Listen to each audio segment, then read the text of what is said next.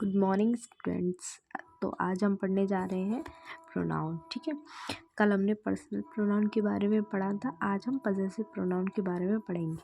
चलिए स्टार्ट करते हैं इसकी डेफिनेशन से। देखिए, सर्वनाम जिससे अधिकार या स्वामित्व के भाव का बोध हो। स्वामित्व समझते हैं ना, जब आप किसी चीज़ के पावर आपके हाथ में किसी भी चीज़ का पूरा पावर होता है तो आप उस चीज़ के क्या बन जाते हैं, स्वामी बन जाते हैं। ठीक है, उसी प्रकार आपके स्वामित्व के भाव का बोध हो, उसे क्या कहेंगे, पजेसिव प्रोनाउन कहेंगे। क्या कहेंगे, उसे पजेसिव प्रोनाउन कहेंगे। ठीक है, फिर एग्जाम्पल जैसे माइन। माइन का हिंदी क्या होता है, मेरा। क्या होता है, इसको हिंदी में बोलते हैं मेरा। योर्स, तुम्हारा। ठीक है, आपका या तुम्हारा।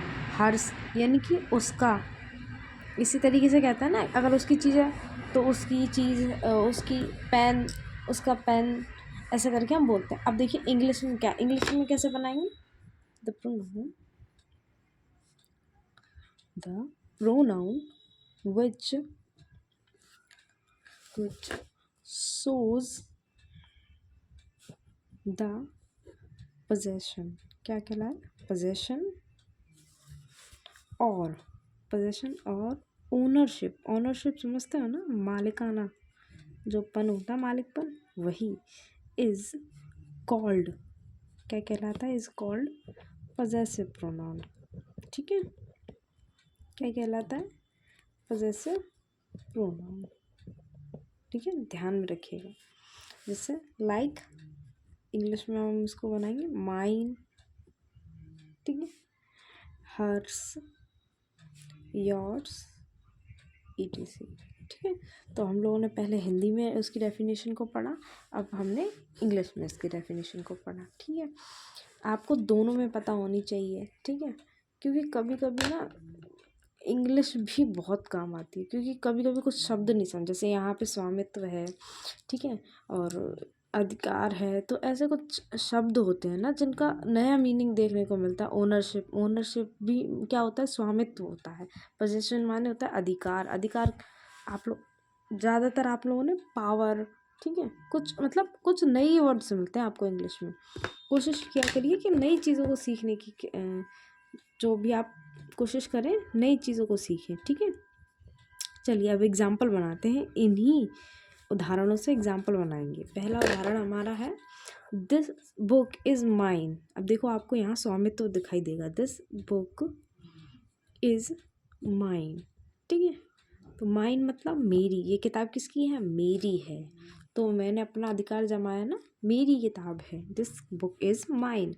फिर है नेक्स्ट, दीज फ्रेंड्स, क्या है, दीज फ्रेंड्स आर योर्स। ये मित्र आपके हैं, किसके हैं, आपके। तो आपका स्वामित्व हो गया कि ये जो मित्र हैं वो किसके हैं, आपके हैं। ठीक है, आप इनके मित्र हैं। अब हमारा आता है थर्ड, ये हमारा सेकंड नंबर का था जो पजेसिव प्रोनाउन। अब हमारा जो सेकंड नंबर का था पजेसिव प्रोनाउन। ठीक है, प्रोनाउन का ही पार्ट था पजेसिव प्रोनाउन। अब हम करेंगे रिफ्लेक्सिव प्रोनाउन। क्या बनाएंगे, रिफ्लेक्सिव प्रोनाउन। इसकी डेफिनेशन के बारे में जानेंगे और इसकी हिंदी डेफिनेशन और इंग्लिश दोनों डेफिनेशन के बारे में जानेंगे। ठीक है, पहले हम करते हैं हिंदी डेफिनेशन। ठीक है, तो हिंदी में क्या बोलेंगे, वह सर्वनाम, क्या बोलते हैं, वह सर्वनाम। ठीक है, साथ ही साथ लिखते जाइए, वह सर्वनाम जिससे यह प्रकट हो, क्या हो, यह प्रकट हो कि कार्य, क्या, कि कार्य का प्रभाव, ठीक है, कार्य का प्रभाव करता, अर्थात सब्जेक्ट, करता तो समझते हैं ना, सब्जेक्ट, ठीक है, पर ही पड़ता है। ठीक है, अन्य किसी व्यक्ति पर नहीं। रिफ्लेक्सिव प्रोनाउन कहलाते हैं। एक बार फिर से पढ़ेंगे, वह सर्वनाम यह वह सर्वनाम जिससे यह प्रकट हो कि कार्य का प्रभाव कर्ता अर्थात सब्जेक्ट पर ही पड़ता है, अन्य किसी व्यक्ति पर नहीं पड़ता। सब्जेक्ट हम लोगों को पता है सब्जेक्ट क्या क्या होते हैं, आई, वी, यू, दे, है ना। चलिए अब इसके एग्जाम्पल क्या कहलाएंगे, एग्जाम्पल क्या होंगे इसके, जैसे माई सेल्फ, मैंने आप लोगों को बताया था ना रिफ्लेक्सिव में, माई सेल्फ, योर सेल्फ, ठीक है, इट इज़। अब हम इसकी डेफिनेशन जानेंगे इंग्लिश में। इंग्लिश में इसको क्या बोलते हैं, in a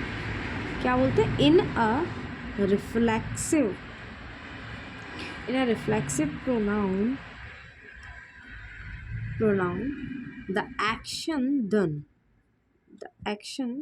done by the subject, किसके द्वारा, कर्ता द्वारा, by the subject turn back upon it. समझ गए।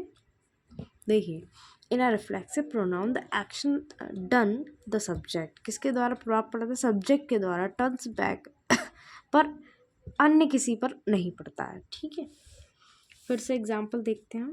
पहला एग्जाम्पल है इसका, द बॉयज हिड हिमसेल्फ, लड़कों ने स्वयं ही खुद को छुपाया। ठीक है, स्वयं ही, ये लड़के बहुत सारे हैं तो उनके लिए दैम सेल्फ, क्योंकि अगर हम सब्जेक्टिव केस में रखेंगे दे रखेंगे, क्योंकि एक लड़का होता तो ही रखते, अगर बहुत सारे लड़के तो हम दे रखेंगे। ठीक है, अब नेक्स्ट आता है I will do it my self, मैंने क्या किया है, ये काम स्वयं से किया है। कैसे किया है, स्वयं से किया है। तो ये काम आई का है, आई से मैंने किसके, स्वयं से किया है। ठीक है, यहाँ द बॉयज से रिलेट किया था दैम सेल्फ से, समझ गए।